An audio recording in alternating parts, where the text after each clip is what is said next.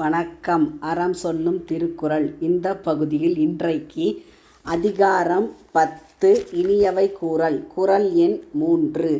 முகத்தான் அமர்ந்து இனிது நோக்கி அகத்தானாம் இன்சொலின் அதே அறம். அதாவது முகத்தால் விரும்பி இனிய சொற்களை பேசுதல் வேண்டும். வள்ளுவர் இந்த குறளில் என்ன சொல்கிறாருன்னு பார்த்தோம்னா, ஒருத்தருக்கு பணம், காசு, நகை இதெல்லாம் கொடுக்க சொல்லலை. இங்கே சொல்கிறது எல்லாம் பணம் கொடுத்து வாங்க தேவையில்லாத இனிய சொற்களை மட்டும்தான். இந்த இனிய சொற்கள் பேசுகிறதுக்கு பணம் கொடுக்கணும்னு அவசியம் கிடையாது. அதுக்கு தேவை என்னன்னா நல்ல மனசு மட்டுமே.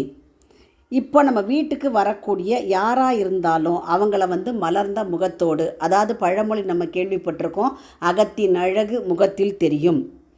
உள்ளமும் முகமும் மலர்ந்து இனிய சொற்களோடு மகிழ்ச்சியான உள்ளத்தோடு செய்யப்படக்கூடிய செயல்கள் அறச்செயல்கள். அப்போ ஒருத்தங்களை பார்க்கக்கூடிய பார்வையிலே இனிமை இருக்கணும்.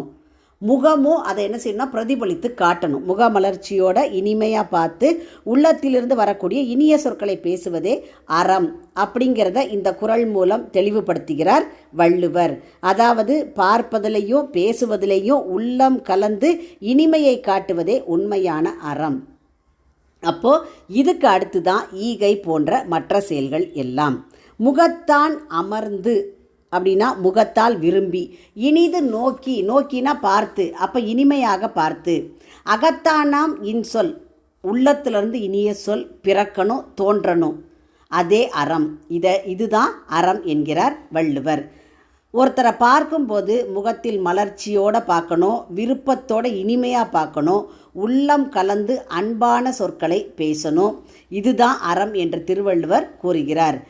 அப்போ இது ஈகை அப்படிங்கிறது புறச்செயல்கள். அந்த புறச்செயல்களை விட உள்ளத்தின் தூய்மையையும் அன்பின் வெளிப்பாட்டையும் வலியுறுத்துகிறது.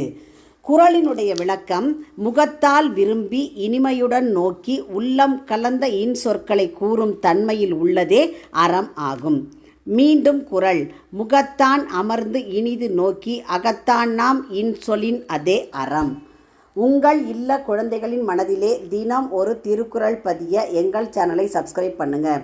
லைக் பண்ணுங்கள், ஷேர் பண்ணுங்கள், கமெண்ட் பண்ணுங்கள், சப்ஸ்கிரைப் பண்ணுங்கள். நன்றி.